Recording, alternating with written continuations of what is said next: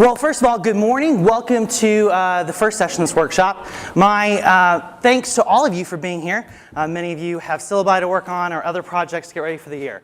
So really appreciate you being here today, not only in this session, but here throughout the morning to support everyone else. Let me, before I give you a brief introduction, let me encourage you, if you have a tablet, a phone, a laptop, pull it out. The first part of this, we're actually going to do something paperless as we get going. So grab that, go to a web browser, and you want to go to a website called m.socrative.com. Well, a bit of an introduction. I joined Laterno a year ago in the history department, and so I'm here teaching history and political science classes. My focus is on global courses, so I could teach the Western Civs, the Asian studies, the African studies, that sort of thing. I am also a tech nerd. My wife loves to point out that I love technology and spend way too much money on it. So this comes out of that sort of love of teaching, but also love of technology. But an adamant sort of requirement that if I'm going to use technology, I want it to help me. If it makes my job more difficult, I'm not interested. So what I found this last year, and this is this morning's presentation is based on just a year experience this last year. What I found is that sometimes going paperless did help me, but sometimes it actually created more problems than it was worth. And I'll share that with you as we go. Okay, well, head over to m.socrative.com.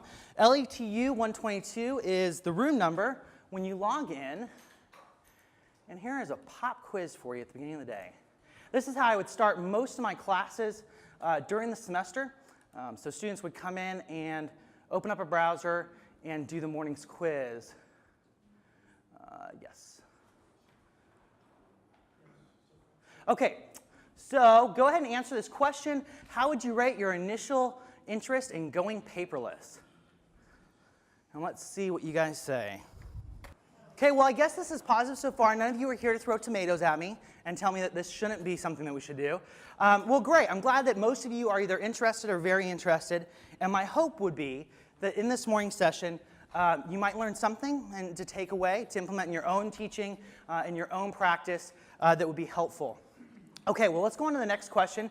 If you didn't get to answer that one, don't worry about it. You should be able to jump in here for this one. Have you intentionally tried going paperless in your own classroom? So what's been your experience? Have you tried it? Okay, well, here's what we've got out of 14.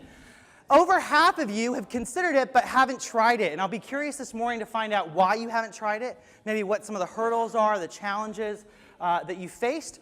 Encouraged to see a quarter of you have tried it, so that's neat. And then just under 20% haven't even thought about it. So hopefully there'll be something here for all of you this morning. Okay, two last questions. Number 3, these are open-ended. The third one, what do you see as the biggest potential benefit or motivation for going paperless? And let's see what you guys have to say. Okay, less clutter, easier to stay organized, conserving resources, going green. Let's see what else we got. Reduce clutter, going green, conserving resources, receipt of papers via email and distribution back to students, time and money saved from not making paper copies, organization and archivization, speed and efficiency. Good use of the word archivization. I haven't seen that before. Save your back from carrying papers, can access everywhere. Okay, well, many of these are the same reasons that I went paperless and wanted to try it. So I'm curious to see, hopefully this morning we'll answer some of those questions. Okay, for those of you who haven't answered, my apologies. We are going to move on to the last question. What do you see as the biggest problem or hurdle to going paperless? Okay, well, let's see what some of these others are. Organization, keeping track of everything can be challenging even when you go digital. Knowing how to be organized enough to make a plan. How are you going to sort of plan your way through this digital life? Students still want a paper copy. This was actually one of my great realizations this last year that we'll talk about. Old prof versus technology, there is that challenge of how do we integrate technology when we've done things for so long in one way. Come on up. Oh, let's see, different platforms on student devices, expertise, organization, my expertise. I don't know if any of you have noticed, students' expertise sometimes gets in the way of using technology. Did you have something you wanted to add? I was going to say that often students will thwart this effort by simply printing out everything you send them, so it still gets Exactly. So even if you're trying to save money, yeah, absolutely, absolutely. Okay, well, hopefully that's a great introduction, helps me know where you guys are at, and hopefully it sounds like you've both faced some of the challenges I have and also some of the motivations are similar to what I had in going paperless. So let me move on and share with you what I did, how I did it, why I did it, and what I learned. And then we'll hopefully have some time at the end for some wrap-up. It was a late night with 2 little kids. I have a 2-year-old and a 3-month-old. So anyways, if I'm a little more scatterbrained than usual, I apologize. Okay, moving on. So what I did. There were 3 areas of class that I wanted to go paperless. I give a daily reading quiz. As much as I want to believe that our students are paying good money to be here, so they're going to be motivated to do the reading and come to class prepared, the reality is that most of them just aren't. So I do a daily reading quiz just to keep them on their toes, to say, hey, I expect you to be familiar with this material. I use Socrative.com, this website you guys just logged into to use, and I'll talk more about how that went in class. Essays. I also didn't want to carry around a stack full of essays that I could lose, that had to be in a pile in my office. And so I did digital submissions. I required PDF, and I can tell you more about why I did that in a little bit, using Blackboard. And then I began by actually digitally grading the papers, so I could actually take a stylus on my iPad, mark them up, send them back to them as if it was a paper document. So that's where I started, and I'll tell you why I sort of made a shift away from that by the end of the semester. And then the third area that I wanted to go paperless in was with exams. I didn't want to be grading multiple choice or matching if I didn't have to. And so we went to Blackboard for our exams, both in class and on our own. So why I did it. My motivations were very similar to many of you. Cost savings. I wanted to save the students printing costs. I know university's expensive. I know they have to buy textbooks that we wish weren't so expensive. So if I could save them any money, I wanted to try to. I also wanted to save money for our department. Like many of you, our department's budget is not huge and glamorous, and so it was a way to hopefully save us some money. And then lastly, hopefully that ripples up to saving the university some money. Lastly, I wanted accountability. I didn't want to have to wait around until 5 o'clock on Friday for students to drop their papers off in the box outside my door. I wanted to know when they submitted it without me having to be there when they submitted the paper. And I guess I could have had them submit it in class, but I didn't want to do that for certain reasons. So anyways, it gave me a timestamp. It let me know when they were going to submit it. I got rid of a stack of papers. I tell my wife that you know about my stress level if you walk in my office about halfway through the semester and you can't see the floor. And that doesn't work out very well when you've got to be grading essays and staying on top of them. So I wanted to get away from stacks of paper that could get buried or lost. I also wanted a digital record. So the students came back and said, hey, why did you give me this grade? Or, hey, I really don't think that's the grade I made. I had a digital record that I could easily pull up and say, hey, this is what it is. Here it is, and show it to them. But I knew going in there were several challenges I was going to face. One was, how do I still provide constructive, helpful, detailed feedback to my students? At the end of the day, I want to do that. A grade is not enough in my mind to help them improve. So that was a challenge for me. Blackboard's reliability, sort of like Socrative this morning. I don't know if any of you have ever been frustrated with Blackboard not always being 100% reliable. But I dealt with that several times over the semester, where students couldn't log in or files didn't show up on Blackboard for different reasons. So how to deal with that a bit. Students' technical ability. I expected students to come in and be very competent technically and with information systems, and they weren't. I mean, the most basic example would be a large majority of my students had no idea how to make a PDF. It's a fairly simple process, but they'd never done it. So that was an intimidation factor for them and their technical ability. And then lastly, student accountability. How do I hold my students accountable when they're taking things online, that sort of thing. So we'll talk about now how I did it in addressing some of those issues. Well, quizzes, I used Socrative that you guys used this morning, but I quickly found out my students didn't like that. Either they didn't have technology in class, they didn't have smartphones, they didn't have tablets, or they just preferred paper for some reason. So I ended up finding that not only was I doing this online quiz, but I was having to either bring paper with me, have students bring paper themselves, and then have to keep track of that paper. So it sort of defeated the point of going paperless in the first place, but it was a very real challenge that my students didn't have the technology or they didn't want to use it, which both were a bit of a surprise to me. Lastly, exams. I did this through Blackboard. There's a great program IT and CDT can install for you called Respondus. And what this does is you write your exam just like you would in Word or a Doc program. And then you upload it to Respondus. Respondus processes it and then uploads it to Blackboard, all pretty for you. Your matching are set, your multiple choice are ready, your essays are ready, and all your points. So it's almost as if I did the same step we've done for years where we type out our exams, but instead of sending it to a printer, I sent it to Respondus, who then kicked it to Blackboard. So it wasn't as much more work as it was just a different step, if that makes sense. So Respondus made that process a whole lot easier. My exams I gave in 2 different batches. For my lower level classes, freshman, sophomore, they were in class. I didn't feel like I could hold them accountable or that they necessarily needed that temptation of cheating on a Blackboard exam. So we always did it in class together. Now my upper levels, my junior and senior level, we always did it, I offered them a take-home test. And I'll tell you a little bit about how I tried to address accountability with a take-home Blackboard exam.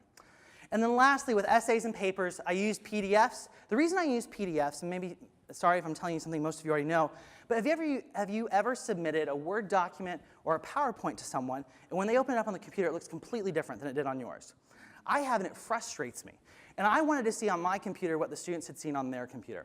So PDF preserves the formatting. It looks exactly the same on my computer as it does for them.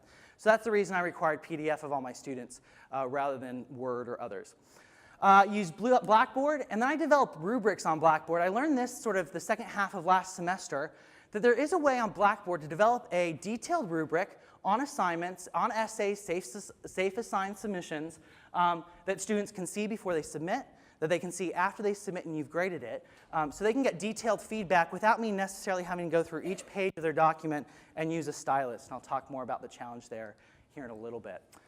Now, for the first half of the year, so fall semester and then the first half of spring, I did use my iPad. I have an old iPad 1 and a stylus I bought off Amazon.com to grade them just as I would a paper document. And there were some benefits to that, and this is what it looked like, everything from grammar and editing to comments to highlights, that sort of thing.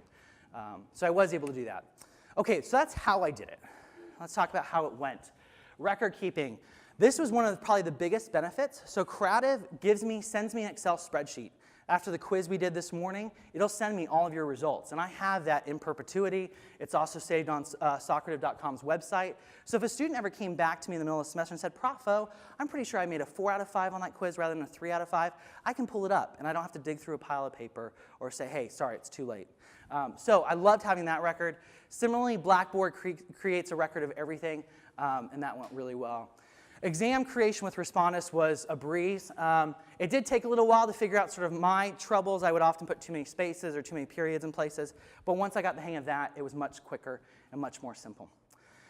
Now, feedback challenges. This was a very real challenge for me. I found that using a stylus and an iPad to mark on a PDF took way too long. I don't know if any of you have ever tried that, but trying to do that for 70 papers in a semester or even a couple weeks was just exhausting. And it drove me crazy. So that's why I went to the rubric after a while. So let me be honest with you, that was one thing that didn't work well. That actually created more trouble for me than it was worth. Students in technology. Students didn't always have access and they weren't always interested in technology. Here's an interesting, at the end of the semester I did a Google feedback form, a survey for all my classes because I wanted more specific feedback than the university asks for. So this is one of my questions. To save time and money, this class went paperless with assignments. Do you prefer paperless, digital, or paper?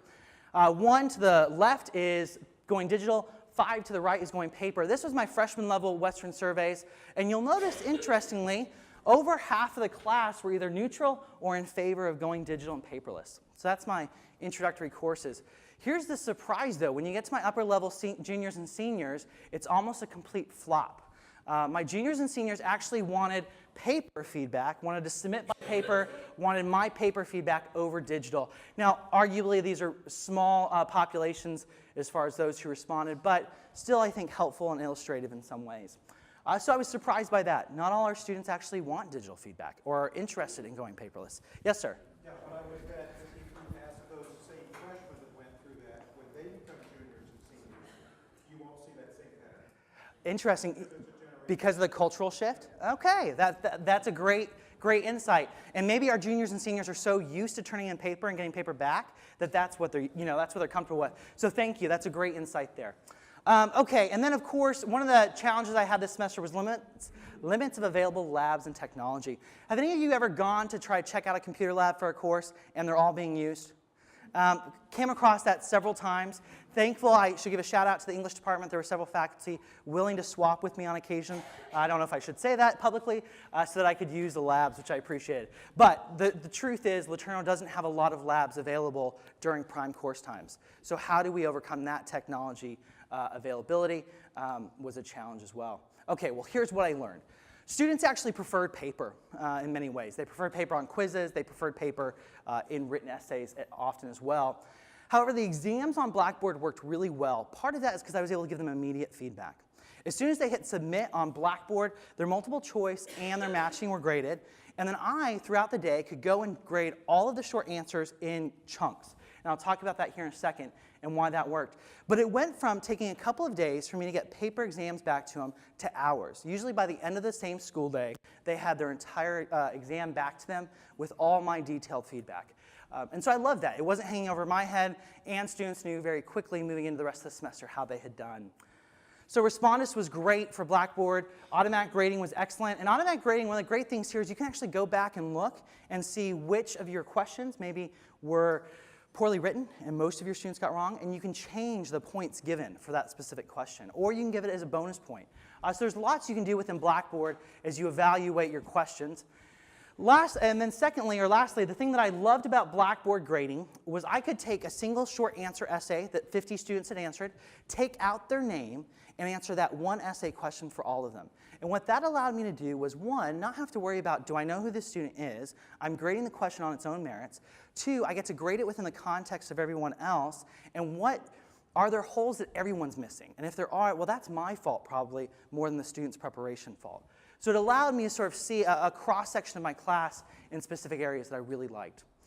So my personal experience from the time, I found it tedious at times. Like I said, using that stylus on the iPad was incredibly tedious.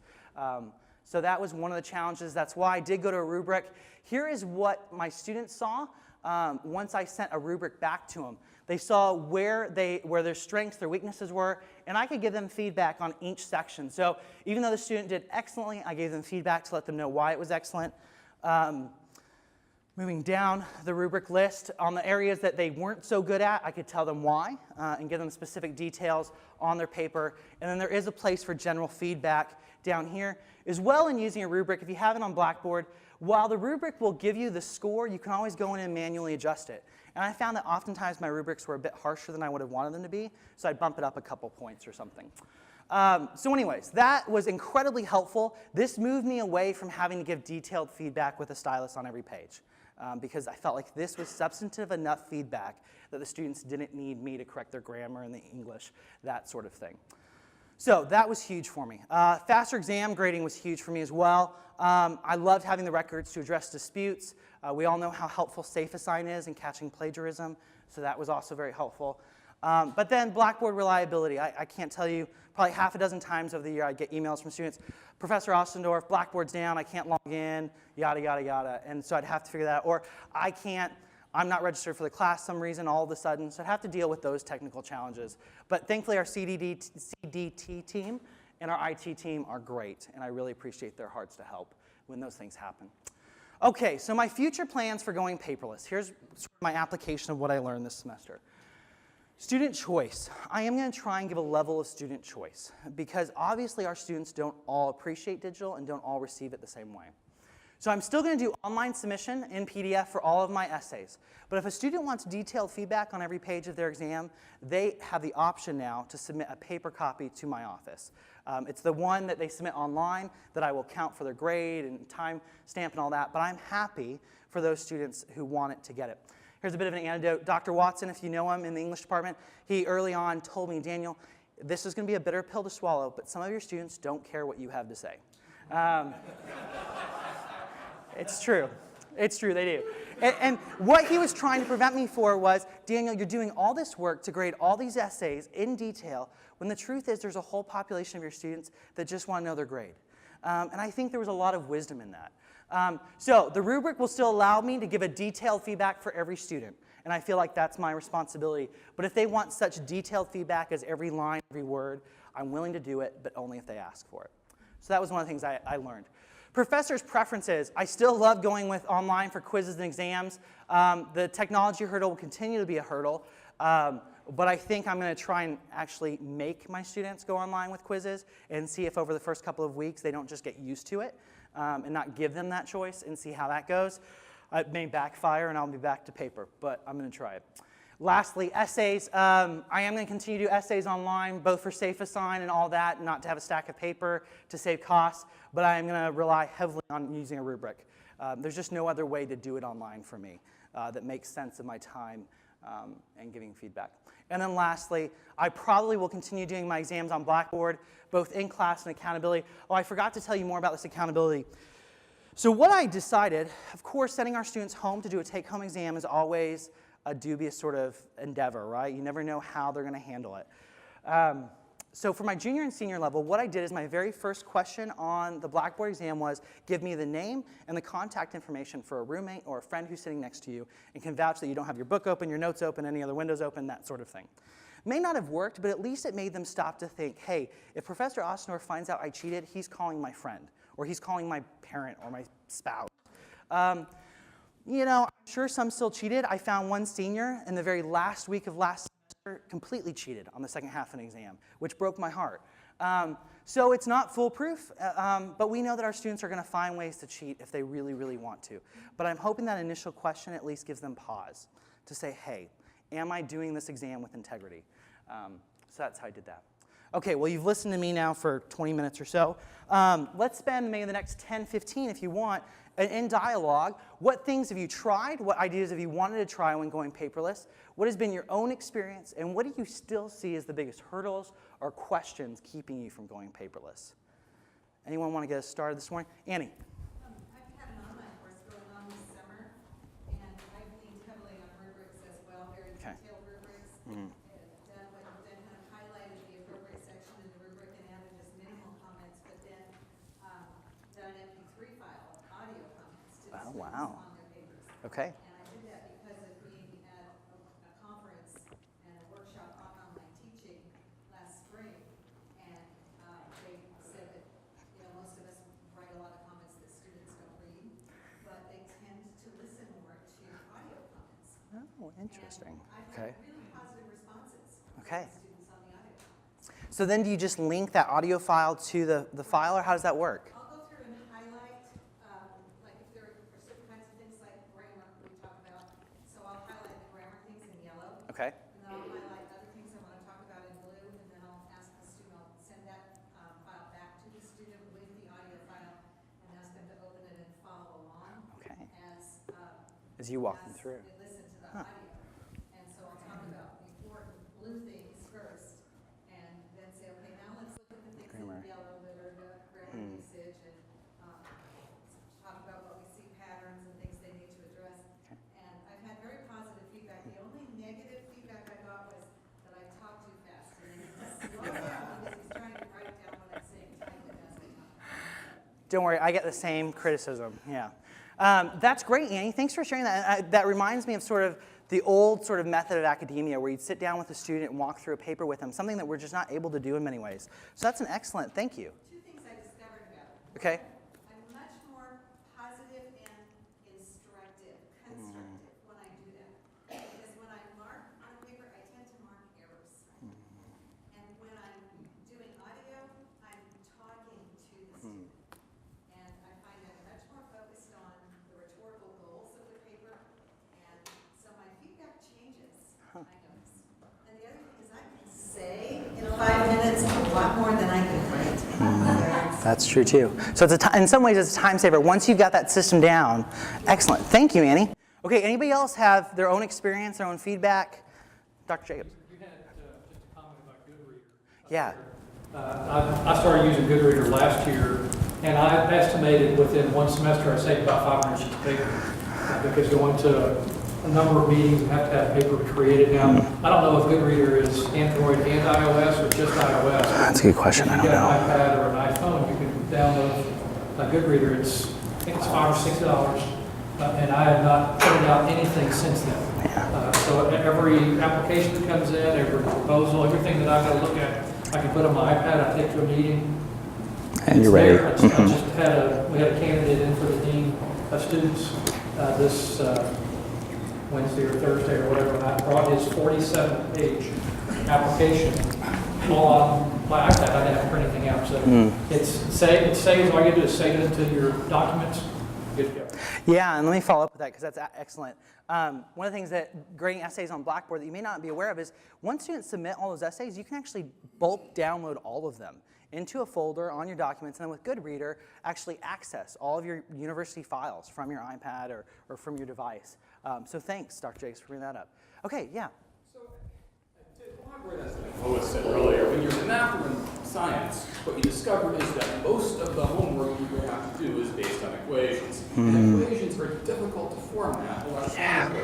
First of all, it's painful to enter most symbolic programs because you have to do a bunch of extra keystrokes to get things to look right. And students will always cut corners by trying to write everything on the line and forget the subscripts and the superscripts and the special symbols. And It's just a pain. Ugly looking equations, and they're almost unreadable. You've got that constant struggle of either making them do a lot of extra work or having your homework assignments look so much worse. You just have them Write it on by hand, yeah. I tried to do some electronic submission of assignments for things that were short answer. Okay. But that's almost the only thing It's very limited. I feel like what you really need is some sort of program that easily allows students to transform what would be an ordinary written assignment on paper into something that's automatically an electronic file. And I feel as though that piece of software doesn't exist in a perfect form yet. Yeah. The technology really doesn't exist. You've raised an excellent challenge. And so let me, because science and math are not something I deal with,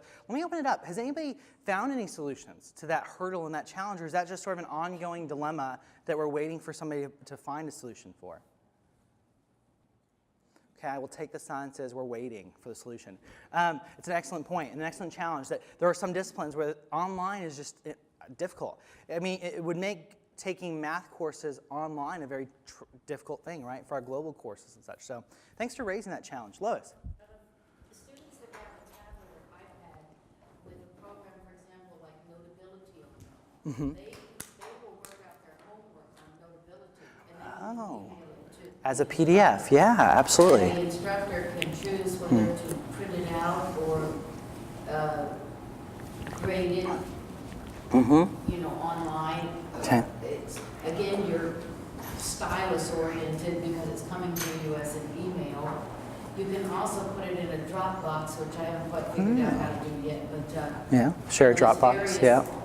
Those various programs that come for tablets. I'm a little prejudiced on iPad, but because it's what I own. But Yeah. So there, there are solutions, and that's great, Lois. So the challenge, I guess, the hurdle there is the students having a tablet, right? Yeah. That would be the hurdle to jump. yes. Yeah. Leslie. That's right. Penultimate. There's a series. Penultimate, Notability are two of sort of the most popular, but there's a series of apps that will allow you to draw and submit it as PDF. Ian, do you have your own contribution? I was just going to say, when I was a student taking notes, Word and OneNote have something called a text to equation, where it's like paint, you can draw the equation, and then it will convert it to text. Oh. So it interprets sort of what the math equation was you were drawing. Yeah. Okay, well there you go. So you want more details on that? Meet with Ian Johnson with CDT. He will give you more details. Okay, well let's open it back up. Dr. Fraser. Curious about using the soccer. Yeah. Are there other ways that you can use that electronic transfer of equations during discussion and things like that? Yeah. Or other ideas, different types of technologies that allow students to maybe be more anonymous in their initial ideas and then kind of see the big picture for the class. Soccer seems like it would work for that. Yep. Are there others that you guys have tried that are similar to that? Poll everywhere. Poll everywhere? Poll everywhere. Oh, Poll, P-O-L-L. Everywhere. Poll everywhere is one I've heard of. There's a text feature one out there. I think maybe Leslie highlighted it last semester, where students can text in. So there are several. But yeah, that's a great question. Okay, any other ideas you've tried, haven't tried, hurdles you're still trying to overcome? Yeah. With rubric grading in Blackboard, do you have the option in Laterno Blackboard to do stylus grading? Yes, you can still attach a file to the grade. So they both, at one point in the semester, my students were getting both, and this is me just creating way too much work for myself, but they would get a rubric and the attached file with me writing on it. So they could get both of those at the same time. Does that answer? Blackboard submits, let's say you submit a PDF in Blackboard. Do you see that visual and you can write it? Oh, no. So once they submit it to Blackboard, I have to download it, edit it, and then re-upload it to Blackboard. Yep. The later Blackboards do have that inline. Oh. Okay. Is that Crocodoc? It's a new feature this summer. There you go. Crocodoc is now out, so you can do it on your computer without downloading it. Thank you, Lauren, and I don't know, Jay. Thank you, Jay. Great. Yes, Paul. I've been doing online classes for about 12 years. years now, one of the things that I have started doing, and I haven't really changed much, but I probably need to, is I usually download all my papers onto my computer. I grade them there on Word using the comments and the track changes features to highlight things, but it takes a lot of time. I have developed rubrics. Okay. That, so I can put just notes 1, note 2, note 7. Okay, that they then refer to? The general rubric. Okay. And then I email the paper right back to them. Okay, Instead okay. Going up to Blackboard. Still that digital Okay, record. yeah. And they usually get it quicker. Okay. If it's in email, I think they're much more likely to actually look at it than go to Blackboard, open it up or download Look at it it. from Blackboard and Yeah. then look at it. Uh-huh. So That's great feedback, and that echoes what Annie was saying, and Annie found that directly emailing students. So that would be sort of primarily up to your preference, but emailing directly back to them might be an easier solution. Annie. I'm about 2 questions behind. I had to look it up. Another feedback back to Larry's question, another polling software, textthemob.com. Textthemob.com. There you go. All kinds of. Is that a free one, Annie, as far as you know? It is. Okay. Well, I'm all about free, so free's great. Yes, sir. Is web-based. They have to browse to it. They do. Uh-huh. Yes, sir. Has anyone used like a phone texting? Is that maybe what these are? Yep. I mean, have your students text in answers, because everybody has a cell phone. And then they can submit their answers to these reading quizzes and things on cell phones. Yep. Does that work? Yeah, and it sounds like Text the Mob is a solution for that. But then you have to get all their phone numbers and link them to their No, name. because it's web-based. So if they have a smartphone, they get on the web. What if they don't have smartphones? What do we do? Yeah. there is one that's text-based. I can't remember. It's a challenge. You can do on a phone or on, I mean, anywhere you have internet access. Okay. Because it'll give you a website. A browser. iPad, computer, or phone. But you have to go to the website to get the information that you're doing. Okay, to look at. Okay. Okay, well, we're going to wrap up a little early, 30 minutes in rather than 40, but I just feel like we've gotten a good discussion going, but maybe we're starting to drag a little bit. Hopefully this morning has been helpful. If I was a more thorough pedagogical teacher, I probably would have an exit exam for you, or exit quiz to find out if you learned anything. But I do hope this was helpful. Maybe you can learn from my mistakes, learn from what I tried. If you do have any other questions, feel free to connect with me. I will be forthright with you, developing rubrics and using them with Safe Assign on Blackboard is possible, but it's a bit tricky. You have to go through a certain route to get to them. You can't go sort of the direct route you usually would. So I'm happy to sit down with anyone over a cup of coffee or in my office and help walk you through that. CDT team, I'm sure, is also willing to walk through that with you. But I just want you to know that rubrics are great, but it's a learning curve there. There is a learning curve there to work with. So. Okay, well, we're going to, I guess that's the end of it. We're going to wrap up there. Thank you guys for your time and your contributions, and I hope that was helpful.